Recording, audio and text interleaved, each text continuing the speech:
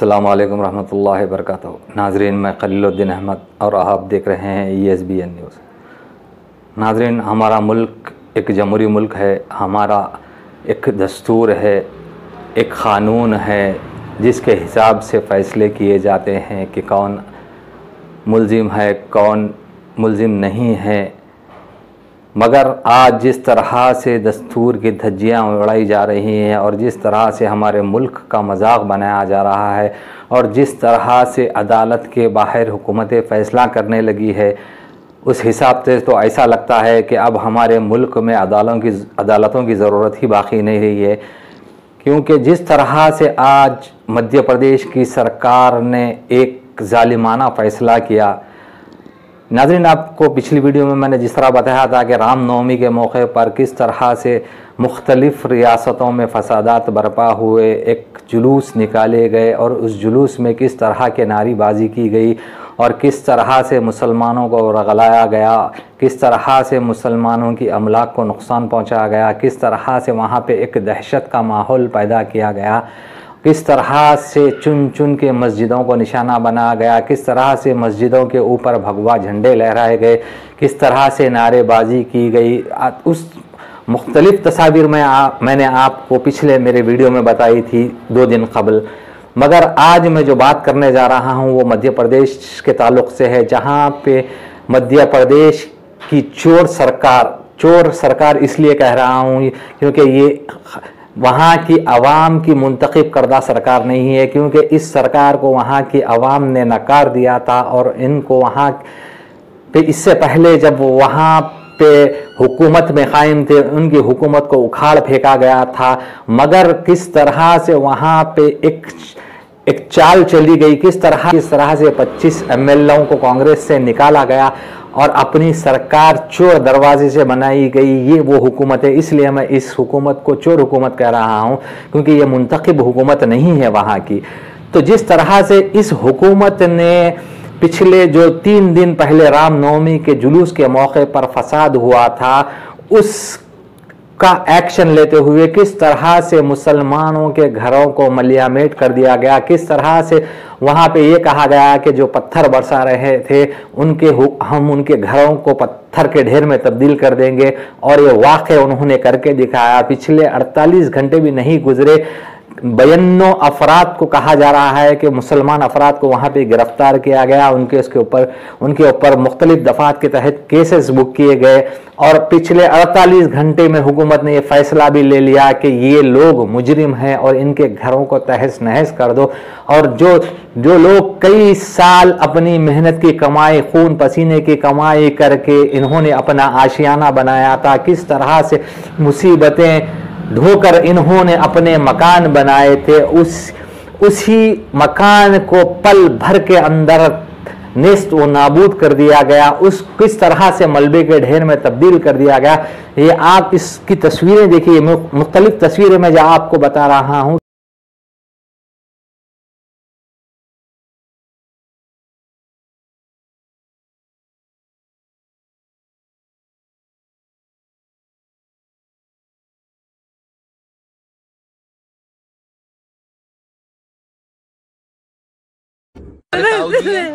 हाथ नहीं थी।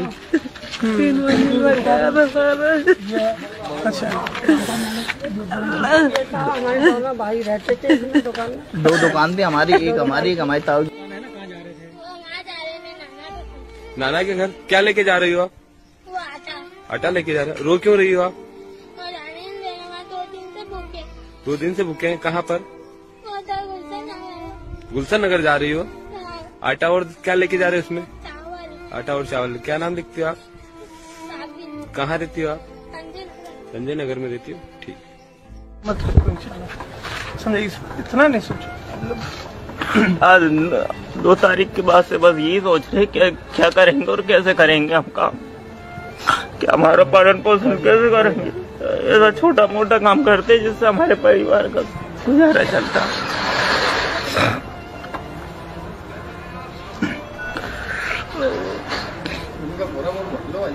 अब खुदाई रास्ता दिखाएगा, जो अब उसकी मर्जी है।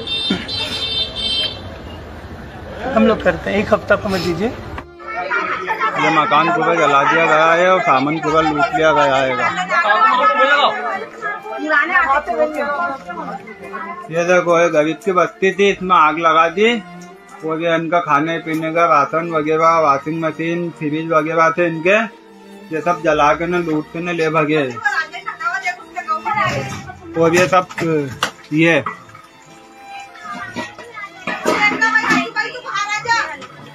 आग तो जल रही है अंदर, ये देखो ये आग जल रही है और ये यहाँ पे सब सामान रखा हुआ था, सामान सब ले भगे। ये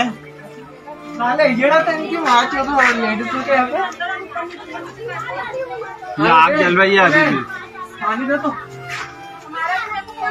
इस तरह से वहां पे चुन चुन कर मुसलमानों को दंगाई बताकर उनके घरों को तहस व नहस कर दिया गया। हद तो ये है कि एक घर जो प्रधानमंत्री आवास योजना के तहत बनाया गया था, उस घर को भी मलियामेट कर दिया गया। और कहा यह जा रहा है कि पिछले वहां पे ये जो लोग रहते थे, पिछले 30-40 साल से ये लोग वहां पे रह रहे हैं, पिछली सरकारों को क्या इल्म नहीं था? हालांकि पिछली बार भी शिवराज सिंह की सरकार वहां पे हुकूमत में थी, तब उनको ये मालूम नहीं था कि यहाँ पे ये जो बस्ती बसाई गई है क्या गैर कानूनी है। फिर किस हिसाब से उनसे वहां पे टैक्स वसूल किए जा रहे थे, किस हिसाब से उनसे वहां पे लाइट की बिल वसूल की जा रही थी, किस तरह से उनसे वहां पे पानी के जो कनेक्शन दिए गए थे उसके पैसे वसूल किए जा रहे थे। फिर अचानक ये 24 घंटे 48 घंटे के अंदर ही शिवराज सिंह सरकार को ये क्यों याद आया कि ये घर इलीगल है, ये घर गैर कानूनी है, ये घर इसको नेस्तो नाबूद कर देना चाहिए। नाज़रीन, तो इसकी वजह मैं आपको बता दूं कि पिछले 2 दिन पहले रामनवमी में जो फसाद हुए थे, कहा जो इल्ज़ाम मुसलमानों पे ये लगाया गया था कि वहां पे मुसलमानों ने पत्थरबाजी की और ये दंगाई है, तो मैं आपको ये कुछ वीडियोस फिर एक बार आपकी याद दिलाने के लिए बताना चाहता हूं कि दंगाई ये लोग हैं जो अपने घरों में सो रहे थे, जो अपनी इबादतें कर रहे थे, जो अपना रमजान का महीना पुरसुकून तरीके से मनाने की कोशिश कर रहे थे। क्या दंगाई ये थे? क्या ये आप कुछ वीडियोस देखिए कि क्या ये दंगाई थे जो अपने हाथों में नंगी तलवारें लिए, जो हाथों में लटें लिए, जिस तरह से एक नफरत अंगेज नारे लगाए जा रहे थे, जिस तरह से मस्जिदों के ऊपर भगवा झंडे लगाए जा रहे थे, क्या ये आतंकवादी हैं? क्या ये दहशतगर्द हैं? या क्या ये पत्थरबाज हैं? क्या ये जो लोग अपने घरों में बंद थे, अपने रमजान के महीनों को पुरसकून तरीके से गुजार रहे थे, क्या ये दंगाई थे? क्या ये पत्थर बरसाने वाले लोग थे? आप पहले ये वीडियो देखिए, फिर इसके बाद मैं आपको आगे की जो दास्तान है वो बताता हूं।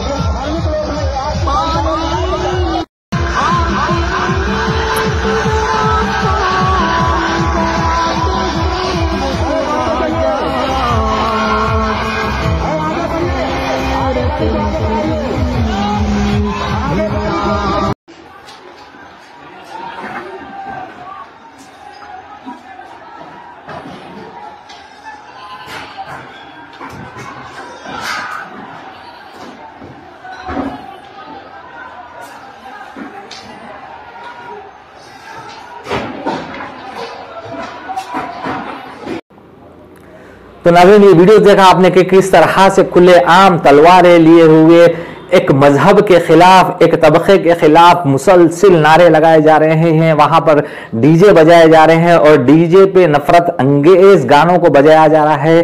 क्या ये लोग देश प्रेमी हैं? क्या ये लोग वतन का जज्बा रखने वाले लोग हैं?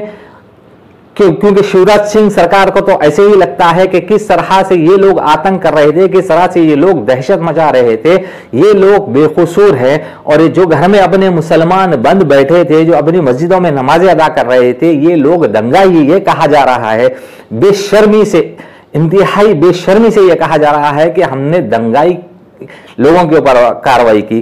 तो भाई Narottam Mishra ji, thank you for joining us. ये किस कानून के तहत ये एक्शन लिया जा रहा है बुलडोजर को लेके? अतिक्रमण के कानून में किया जा रहा है। नहीं, लेकिन नरोत्तम जी, एक ड्यू प्रोसेस होता है, कोर्ट होता है। आपने तो ऑलरेडी गिल्टी वर्डिक्ट अनाउंस कर लिया, फिर कोर्ट का क्या फायदा? नहीं, दंगाइयों के लिए ऐसा नहीं होता है जैसा आप कह रहे हैं।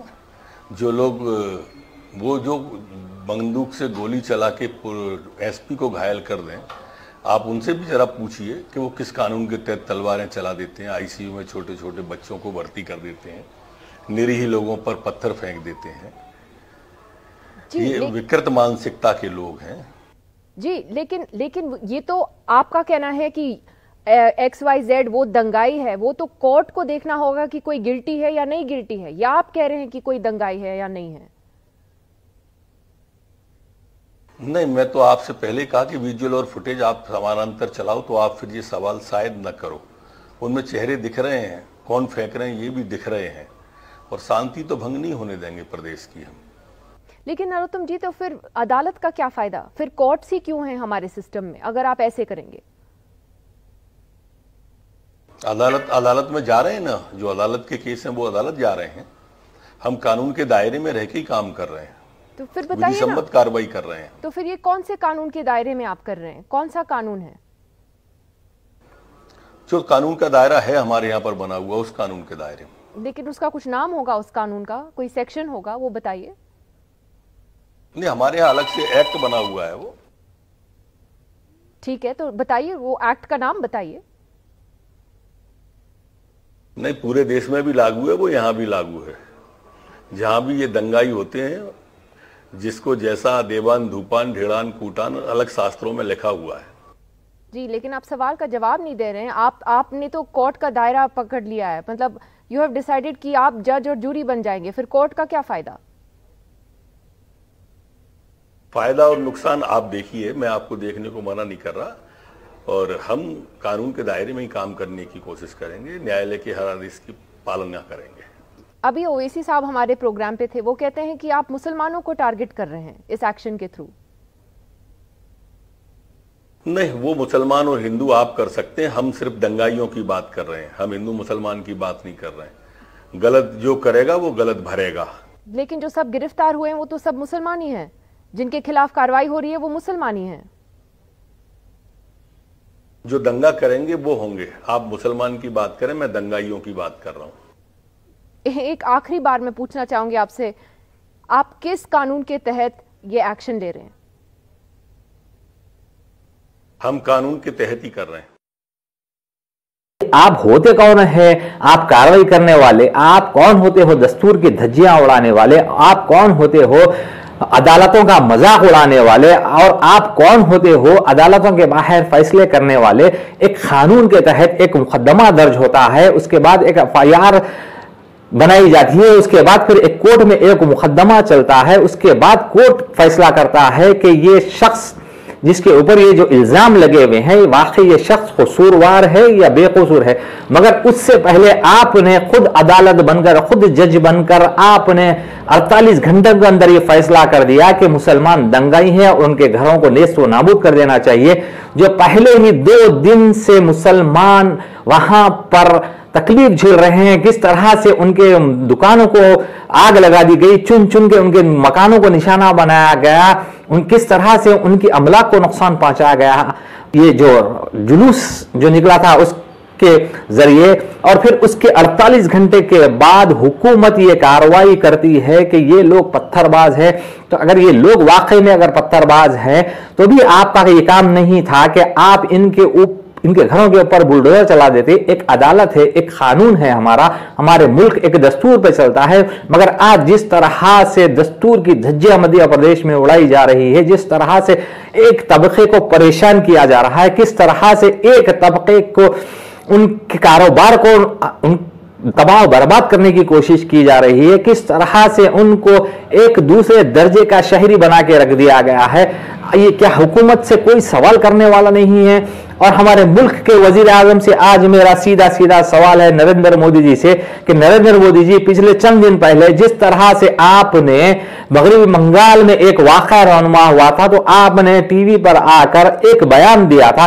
आज आपकी जो रियासतें, जो सरकार वहां पे बीजेपी की सरकार है, कई रियासतों में रामनवमी के टाइम पे इतने फिरकावाराना फसादात हुए, इतने लोगों को, इतने दुकानों को जलाया गया, इतने लोगों को मारपीट की गई। तो नरेंद्र मोदी जी, अब आपका काम नहीं है कि आप आकर टीवी पे बयान दे कि जो ये लोग दंगा कर रहे थे, ये लोग जो अमन में रुखना डाल रहे थे, ये जो लोग हमारे मुल्क की फिजा को मुकद्दर करने की कोशिश कर रहे थे, कि अब आपका काम नहीं है कि आप आके अब टीवी पे बयान दें। क्यों कि अब आप खामोश क्यों हैं? अब आपके मन से कोई बात क्यों नहीं निकल रही है? ये बहुत बड़ा सवाल है मोदी जी हमारा आपसे। आप आज मुल्क के वजीर आजम हैं और कोई आप एक तबके की नुमाइंदगी नहीं करते, आप 135 करोड़ लोगों की नुमाइंदगी करते हैं। और आप बारहा ये कहते भी हैं कि मैं 135 करोड़ लोगों का वजीर आजम हूं और मैं सबका साथ, सबका विकास करूंगा, सबको साथ लेके चलूंगा। तो क्या ये है नरेंद्र मोदी जी आपका विकास, आपका साथ? ये है सबके साथ आपका साथ? जहां पे आपकी पार्टी की हुकूमतें हैं, वहां के जो चीफ मिनिस्टर्स हैं वो अपनी मनमानी कर रहे हैं, वो किस तरह से कानून की धज्जियां उड़ा रहे हैं, वो किस तरह से अदालतों को बालाए ताक रखकर मनमानी फैसले कर रहे हैं। क्या अब इनके ऊपर कोई कार्रवाई नहीं होनी चाहिए? क्या इनको कोई पकड़ने वाला नहीं है? ये बहुत बड़ा सवाल है मोदी जी आपसे। आप बराए मेहरबानी आइए और अपना मुंह खोलिए और इन दंगों के ऊपर, इन फसादात के ऊपर एक आप बयान जारी कीजिए, क्योंकि आपकी जो जमात है वो ऐसे लोगों को बचाने की कोशिश कर रही है जो फिरकावाराना फसादात फैला रहे हैं। नाज़रीन, ये कपिल मिश्रा, ये जो शख्स है, ये दिल्ली का रहने वाला है आज, और ये जो भारतीय जनता पार्टी का एक एमएलए भी है, पहले आम आदमी पार्टी में था, अब ये भारतीय जनता पार्टी में है। किस तरह से जब रामनवमी के जुलूस से 2 दिन पहले ये मध्य प्रदेश में था और किस तरह से इसने वहां पे भड़काऊ भाषण दिया, किस तरह से इसने लोगों के दिलों में जहर घोलने की कोशिश की, किस तरह से उसने लोगों को यह बताने की कोशिश की कि अब हम तुम्हारी कश्मीर फाइल बनाएंगे, अब हम तुम्हारी गुजरात फाइल बनाएंगे, अब हम तुम्हारी इंदौर फाइल बनाएंगे। पहले आप ये कपिल मिश्रा का नफरत अंगेज बयान देखिए, मैं उसके बाद आपको आगे की कहानी बताता हूं। हिंदू के अलावा कोई और पहचान हमारी नहीं होनी चाहिए। अगर कोई हिंदू के अलावा किसी और पहचान की बात करता है, जात पात की, समाज की बात करता है, तो ये समझ लेना वो तुम्हारी कश्मीर फाइल बनवाने की तैयारी कर रहा है, जो हमारे बीच में टूट डाल रहा है। आज कश्मीर फाइल को देख लो और समझ लो, क्योंकि अगर आज नहीं समझे तो कल Delhi file, Bengal file, Kerala file, Bhopal file, Indore file, Khargone file देखने की जरूरत पड़ जाएगी। इसीलिए आज समझो, जो कश्मीर के अंदर हुआ वो हमारे मोहल्लों में ना हो, हमारे इलाके में ना हो, ये समझना जरूरी है। कल श्रीनगर में जामिया मस्जिद के अंदर कुछ लोगों ने नारा लगाया, बुरहान वानी के नाम का लगाया, आजादी मांगी, मूसा आतंकवादी के नाम की आजादी मांगी। आज खरगोन की धरती से मैं उन्हें ये कहना चाहता हूँ कि जिस घर से बुरहान निकलेगा उस घर में घुसकर मारेंगे। जिस घर से बुरहान निकलेगा घर से मूसा निकलेगा। तो नाज़रीन, देखा आपने किस तरह से ये शख्स, मगर इसको कोई रोकने वाला नहीं, इसके ऊपर कोई कानूनी कार्रवाई करने वाला नहीं है, इसको कोई गिरफ्तार करने वाला नहीं है, इसको कोई इसके ऊपर कोई FIR कराने वाला नहीं है। हालांकि ये शख्स शिवराज चौहान ही की हुकूमत में मध्य प्रदेश में ठहर कर ये भड़काऊ भाषण दे रहा है और इसके ऊपर कोई कार्रवाई नहीं होती। और मासूम लोगों के ऊपर जिनको पहले ही से जुल्म का निशाना बनाया गया, जिस तरह से पहले से इन के कारोबारों को तहस व नहस कर दिया गया, जिस तरह से इनके कारोबारों को 2 दिन पहले ही बर्बाद कर दिया गया, आज वही लोगों के ऊपर शिवराज सिंह की हुकूमत बुलडोजर चला रही है। किस तरह से वहां के लोगों को नेस्त नाबूद कर दिया गया, उनके घरों को, उनके दुकानात को मलियामेट कर दिया गया। तो ये शिवराज सिंह हुकूमत को ये किसने हक दिया कि आप दस्तूर की धज्जियां उड़ाते हुए कोर्ट के बाहर आप फैसले करो? ये बहुत बड़ा सवाल है। और आज मैं तमाम मुस्लिम कायदीन और मुस्लिम उलमाओं से भी अपील कर रहा हूं कि हमारे देश के हालात जिस तरह से बद से बदतर होते जा रहे हैं, जिस तरह से हमारे तबके, एक मुसलमान तबके के ऊपर जो जिस तरह से निशाना बनाया जा रहा है, उस तरह आप लोगों की खामोशी, आप लोगों की ये जो खामोशी है हमारे देश को किस तरफ लेके जाएगी नहीं मालूम। हमारे कायदीन को से भी मैं ये सवाल कर रहा हूं कि आप लोग सिर्फ टीवी में बैठ के डिबेट करने से कुछ होने वाला नहीं है, सिर्फ टीवी में बैठ के आप लोग चिल्लाने से कुछ होने वाला नहीं है। आप किस तरह से एक लीडर हैं, आप एक कायद हैं कौम के, और मैं उलमाओं से भी अपील करूंगा कि वो कौमी यकजहती के लिए आगे आए, ऐसे बयानात जारी करें जिससे हमारे मुल्क में अमन व सुकून की फिजा फिर से एक बार कायम हो। नाजरीन, ये एक महमूद पराचा जो एक सुप्रीम कोर्ट के सीनियर एडवोकेट है, एक उनका बेहतरीन बयान मैं आपके सामने बताने जा रहा हूं जो उन्होंने न्यूज MX को दिया। आप वो बयान देखिए महमूद पराचा साहब का, फिर मैं आपसे आगे गुफ्तगू करता हूं। महमूद पराचा साहब, जिस तरह से हिंसा हुई है रामनवमी के जुलूस को लेकर, उस पूरे जुलूस में जो कुछ हुआ है उसमें कहा जा रहा है कि मुसलमानों ने पत्थर फेंके हैं, अब उनके घरों को पत्थरों में बदल दिया जाएगा और पत्थर बना दिया जाएगा, और इसी को लेकर कार्रवाई हो रही है और बुलडोजर चल रहा है। जब तक क़यादत हमारी बुज़दिल रहेगी जैसी है आज की तारीख में, और जिस तरीके की दिखावटी बातें करने में एक्सपर्ट बन गए हैं कि अपना जिम्मेदारी या बरीउल ज़िम्मा होने के लिए कोर्ट में एक पिटीशन लगा दी, एक बयान दे दिया, वीडियो बना ली, ये सब कार्य होते रहेंगे, ये सब काम होते रहेंगे तो यही अंजाम होगा। क्योंकि मनुस्मृति लागू करने के लिए हिंदू राष्ट्र बनाने की खुला ऐलान RSS और उनके सहयोगी संगठन कर चुके हैं। उसके लिए पहला हमला हर तरह का मुसलमानों के ऊपर होगा, जैसा मैं शुरू से बता रहा हूँ। अभी कल दिल्ली में मैं एक खबर आई है, मैंने आज सुबह ही अखबार में पढ़ी है कि गौकशी के लिए एक हमारे शेड्यूल कास्ट भाई को लिंच कर दिया गया। तो क्या किसी को द्वारका में लिंच कर दिया गया है, मतलब पीट पीट के मार दिया गया है। वो कोई मुसलमान नहीं था, हमारा एक शेड्यूल कास्ट भाई था। ये बहानेबाजी है, ये सिर्फ टेस्ट जो होता है ना, ट्रेलर मुसलमानों के ऊपर है। पूरी फिल्म जो है ये शेड्यूल कास्ट, शेड्यूल ट्राइब और OBC के ऊपर और दूसरी माइनॉरिटीज़ के ऊपर चलने वाली है, चलाई जाएगी। लेकिन जिम्मेदारी, क्योंकि सबसे पहला अटैक, विजिबल अटैक, खुला अटैक, दिखने वाला अटैक क्योंकि मुसलमानों के ऊपर है, तो हम लोगों को जो मुस्लिम क़यादत है उसको आगे आना पड़ेगा। मैं बार बार ये बोल रहा हूँ कि जो गरीब तबका है उनकी जो नंबर आएगा या उनका नुकसान होगा वो बाद में होगा। मुसलमानों के ऊपर भी जो हमारे बड़े बड़े कायद हैं उनका सबका नंबर आएगा। जो हमारे बिजनेसमैन हैं बड़े बड़े, अभी मुझे पता लगा है कि मेरठ में भी एक मीट की फैक्ट्री को नेस्तो नाबूद कर दिया गया है। तो इस तरह के एक एग्जाम्पल नहीं है, पहला नंबर मुसलमानों का। ये तो मैं उन सभी लोगों से बात करना चाहता हूँ कि मैं कई बार अपने आप को बहुत अकेला महसूस करता हूँ। मैं कोर्ट में भी लड़ाई लड़ रहा हूँ, लेकिन मैं सड़क पे आने के लिए भी तैयार हूँ। लेकिन मेरे साथ दें, मेरे साथ आएँ, हम देखेंगे उन्हें कि ये बुलडोज़र राज कैसे चलेगा। ये गुंडागर्दी है, ये कानून के दायरे में रह के काम नहीं हो रहा, ये गुंडागर्दी है। जैसे एक आम गुंडा कोई जाके किसी का घर तोड़ दे। दिल्ली दंगों में भी बम लगा के लोगों के घर उड़ाए गए हैं, दिल्ली दंगों में भी हथौड़े लेके घरों के घर तोड़े गए हैं जो मजलूम मुसलमानों के। जैसे वो दिल्ली दंगों में पुलिस के साथ मिलकर काम किए गए थे, मैं इसको उसी तरीके से देखता हूँ। जो ये सरकारी अफसर जो बुलडोज़र लेके आ रहे हैं, ये गुंडे हैं, और गुंडों का मुकाबला कानूनी तरीके से करने के लिए हम लोग पहल करने को तैयार हैं।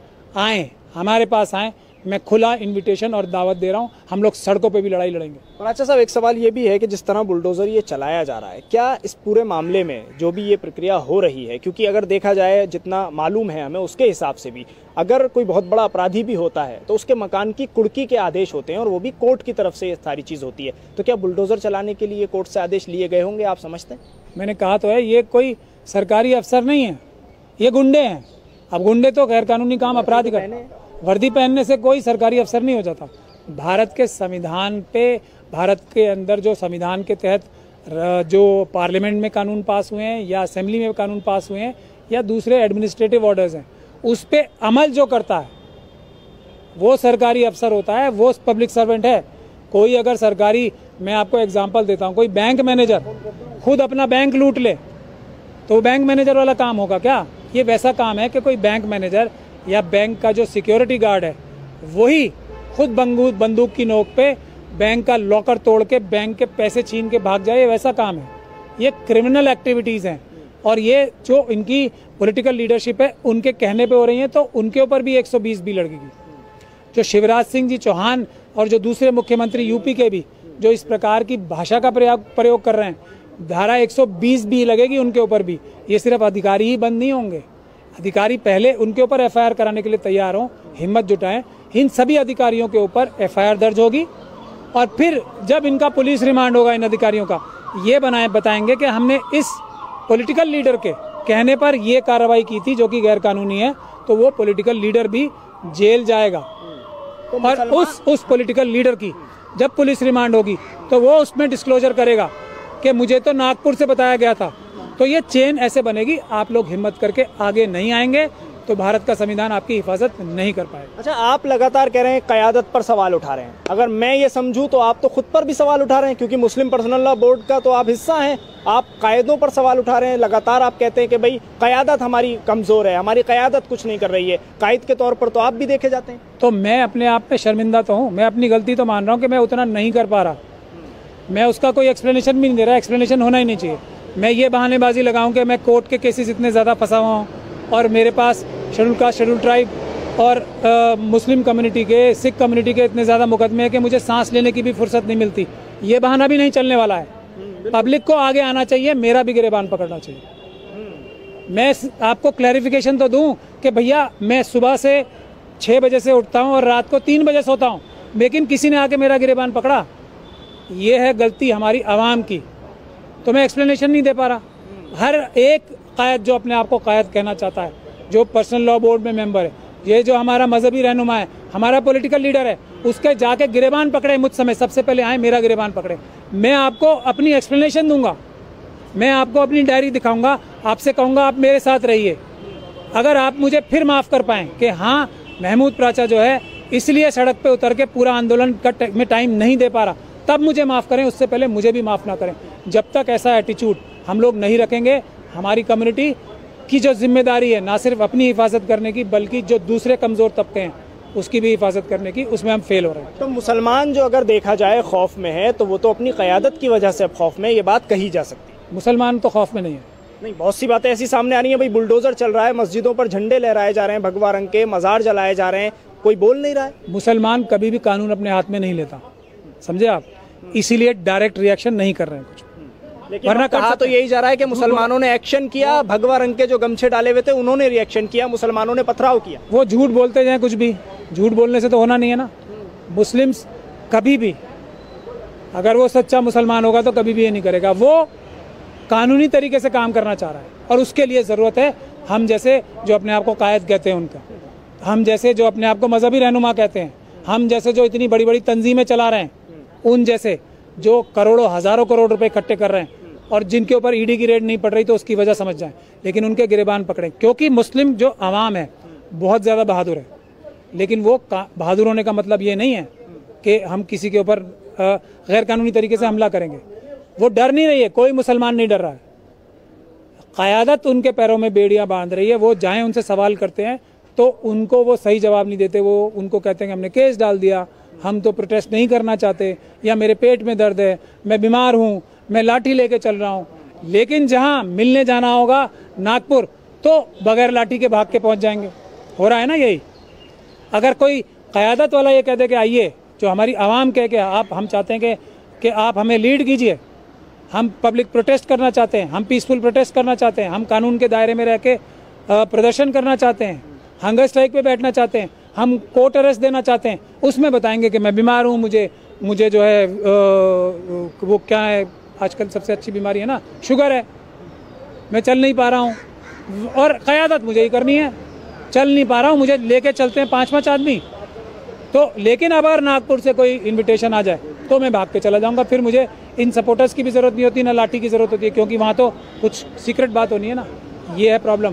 तो मैं आंदोलन चाहते हैं पराचा साहब, मैं सिर्फ और सिर्फ भारत का संविधान बचाने के लिए, देश बचाने के लिए मुस्लिम कम्युनिटी से ये आह्वान करना चाहता हूँ कि सबसे बड़ी जो प्रताड़ित और जो उत्पीड़ित कम्युनिटी है वो शेड्यूल कास्ट कम्युनिटी है। अपने से पहले शेड्यूल कास्ट कम्युनिटी की आवाज़ उठाएं, अपनी भी आवाज़ उठाएं, शेड्यूल कास्ट कम्युनिटी और शेड्यूल ट्राइब कम्युनिटी से हाथ मिलाएं, दूसरी माइनॉरिटीज से हाथ मिलाएं, उनकी पीड़ाओं को समझें, उनके साथ मिलके पब्लिक प्रोटेस्ट करें जैसा किसानों ने किया और जैसा हमारी ख्वातीन ने किया खुद CA/NRC में, वो प्रोटेस्ट करें। डरे नहीं मनुवादियों से बिल्कुल भी, जो संविधान तोड़ रहे हैं वो डरपोक हैं, वो 2 मिनट में भाग खड़े होंगे, 2 मिनट में संविधान लागू हो जाएगा पूरी तरीके से और फिर सबको न्याय मिलेगा। और नाज़रीन, देखा आपने किस तरह से सीनियर ये जो हमारे वकील हैं सुप्रीम कोर्ट के महमूद पराचा साहब किस तरह अपनी तकलीफ और अपने दुख का इजहार कर रहे हैं, किस तरह से वो मुसलमान लीडरों को झंझोड़ने की कोशिश कर रहे हैं, किस तरह से वो मुसलमान उलमाओं को झंझोड़ने की कोशिश कर रहे हैं कि ये अब वक्त खामोश बैठने वाला नहीं है, आप लोग आगे आइए, आप लोग रोड पे उतर कर आंदोलन कीजिए। मैं सुप्रीम कोर्ट का वकील होते हुए भी मैं आपके साथ आंदोलन रोड पे करने के लिए तैयार हूं। और नाज़रीन, मैं आपको और एक बात बताना चाहता हूं कि आज तेलंगाना में अकबरुद्दीन अवैसी के ऊपर जो 2012 में निर्मल और निजामाबाद में जो 2 नफरत अंगेज तकारीर करने का मुकदमा चल रहा था, आज उसका फैसला आ चुका है और उनको बाइज्जत बरी कर दिया गया है कि शवाहिद जो है, जो पुलिस ने जो शवाहिद कोर्ट में पेश किए हैं वो नाकाफ़ी है। उसके लिए उन्होंने जनाब अकबरुद्दीन अवैसी साहब को बाइज्जत बरी कर दिया है। तो हम बताइए किस ग्राउंड पर एक्विटल दिया गया? बेनिफिट ऑफ डाउट दिया गया है। केस जो है प्रोसिक्यूशन प्रूफ नहीं कर सकी, एविडेंस जो लाई है वो सफिशिएंट नहीं था, इस ग्राउंड पे जो है एक्विटल मिला है। One case was registered by Nirmal police and the investigation completed by Nirmal police. The another case was investigated by Nizamabad police, wherein the further investigation conducted by CID police. In both the cases, the prosecution led their evidence, and in one case they examined 33 witnesses in Nirmal case, whereas in CID case, Nizamabad case, they examined 41 witnesses. And today, the Honorable Judge pronounced judgment and acquitted the accused from all the charges in both the cases. Thank you so much. Akbaruddin Owaisi को hate नफरत अंगेज तकरीर के मामले में jail में डाला जाता है, 45 दिन उनको जेल में रखा जाता है। तो क्या इस शख्स जो गोशा महल का जो MLA है राजा सिंह, उसके ऊपर हालांकि अब तक कई FIR तो हुई है लेकिन आज तक उसके ऊपर कोई कार्रवाई नहीं हुई है। हालांकि अभी उसने 2-3 दिन कबल जो रामनवमी में जो शोभा यात्रा निकाली थी, उसने किस तरह से उसने नफरत अंगेज तकरीर की मुसलमानों के खिलाफ, किस तरह से उसने वहाँ पर जब एक मुसलमान सहाफ़ी एक उसकी ये जुलूस की जो कवरेज कर रहा था, तो किस तरह से उसको इसने गंदी गंदी गालियां दी और किस तरह से मुसलमानों के खिलाफ उसने नफरत अंगेज बयान दिया।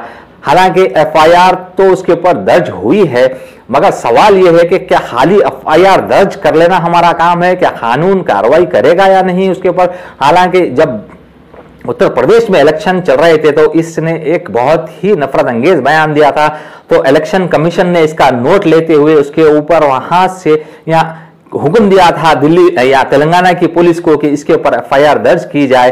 FIR तो दर्ज हो रही है मगर बराए नाम, क्योंकि तेलंगाना में तो KCR की हुकूमत है, KCR की एक सेक्युलर सरकार है, तो हमारा KCR की गवर्नमेंट से भी ये दरख्वास्त है कि इस तरह से नफरत अंगेज बयान देने वालों के ऊपर सख्त से सख्त कार्रवाई की जाए और इस एमएलए को जितना जल्द हो सके उसको गिरफ्तार किया जाए, ताकि और कोई इस तरह के नफरत अंगेज बयान दे ना सके और कानून के बालादस्ती कायम रहे और आगे कोई सोचे इस तरह के बयान देने के लिए कि क्योंकि ये तेलंगाना है, यहाँ पर अमन एकजहती का गहवारा है तेलंगाना, और यहाँ पे गंगा जमनी तहजीब सदियों से जिंदा है और आगे भी रहेगी। शुक्रिया।